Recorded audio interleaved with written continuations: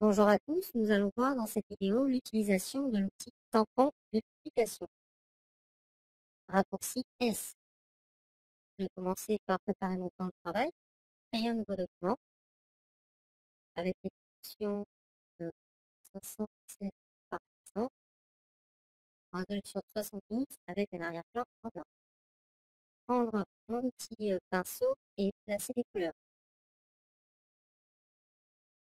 Prendre les couleurs suivantes, rouge, jaune, vert, couleur.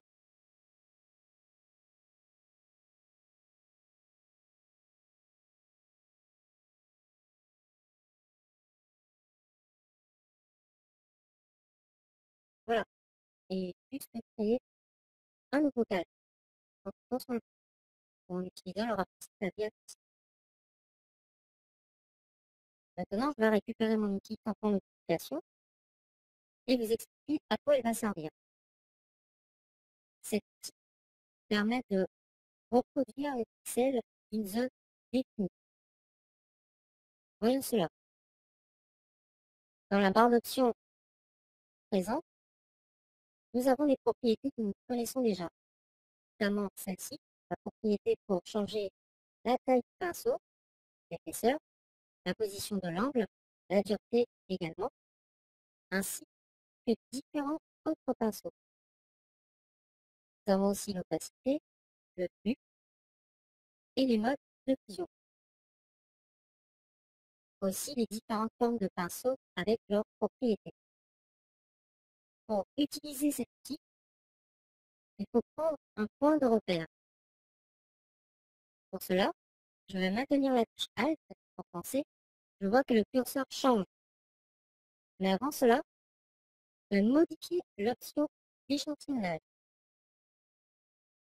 Dans le menu, je peux choisir calque actif, conserve le calque sélectionné, donc présentement calque 1, ou encore calque actif et calque inférieur, ce qui va me permettre de récupérer les couleurs de calque présentement sélectionnées, ainsi que ceux inférieurs. Et la dernière option, tous les calques. Prenant l'option, tous les calques. Donc ça va m'éviter de sélectionner mon calque d'arrière-plan, puis ensuite de revenir sur mon calque. Je maintiens la touche Alt en français. Je choisis une couleur, en l'occurrence le rouge, et clique. La couleur sera tout de suite enregistrée. Et je la vois apparaître sur mon pinceau. Je peux augmenter la taille de mon pinceau. Pour augmenter la taille, je peux me rendre sur l'icône ou effectuer un clic droit. Augmenter l'épaisseur.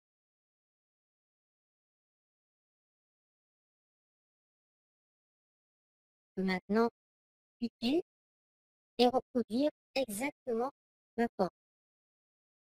Si je me positionne de l'autre côté, peut-être que le jaune est aussi apparu.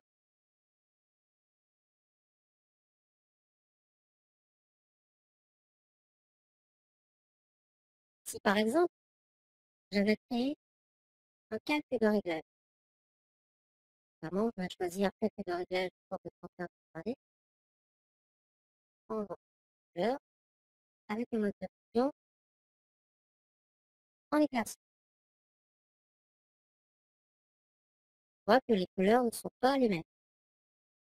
J'avais choisi le rouge, et là j'ai plutôt une couleur ressemblant au magenta. Je mets ce calque et en crée un nouveau, totalement clair. Et là, vous produire les mêmes couleurs. Donc, reprendre la base, je vais prendre toujours cette couleur et peindre. Donc ceci.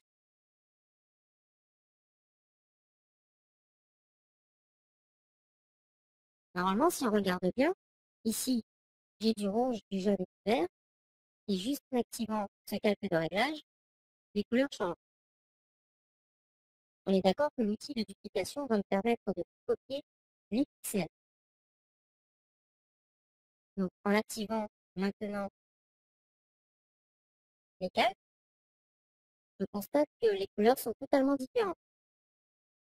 Si je désactive mon calque, au final, je n'ai pas les mêmes couleurs de base à l'arrivée. Donc, je vais vous montrer comment pallier à cela sans désactiver mon calcul de réglage. Il me suffit de cliquer sur cette icône qui va me permettre de désactiver temporairement le calcul de réglage sans avoir à le masquer. Je l'active, je reprends mon repère, et là, je peins, donc les couleurs sont toujours identiques.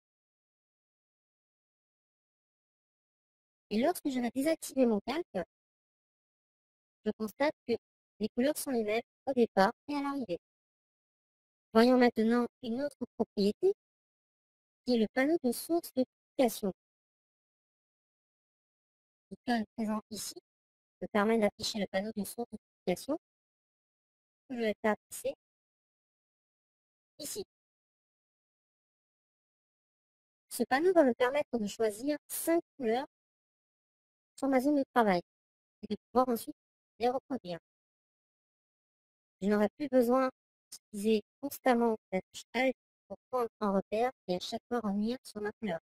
Je souhaite faire du rouge, par exemple, prendre ici le rouge, ensuite prendre du jaune pour le placer au départ, et ensuite prendre le vert pour encore le placer à un autre endroit. Je vais tout simplement prendre l'icône, cliquer dessus, donc choisir le premier icône, prendre, maintenir la touche Alt et cliquer, choisir la deuxième couleur, maintenir la touche Alt, sélectionner également, et la troisième couleur, en tout cas, voilà. Je vais revenir sur ma première couleur, pour nettoyer un peu la zone de travail. La première couleur est censée être le rouge, j'ai du rouge, la seconde du jaune, la troisième du vert, ainsi de suite, jusqu'à 5 couleurs maximum. Voyons maintenant de quoi est capable cet outil. Je vais me rendre dans mes fichiers sources, faites de même, et récupérer cette photo. Je vais choisir de préférer le profil incorporé, celui de l'espace de travail, je vais le déparenté. Donc vous aurez cette image, l'image de départ avec le résultat à l'arrivée, après correction avec tampon multiplication. Je vais dupliquer ce calque, je me rends dans calque, dupliquer le calque, ou j'utilise un raccourci CTRL J ou commande J sous Mac.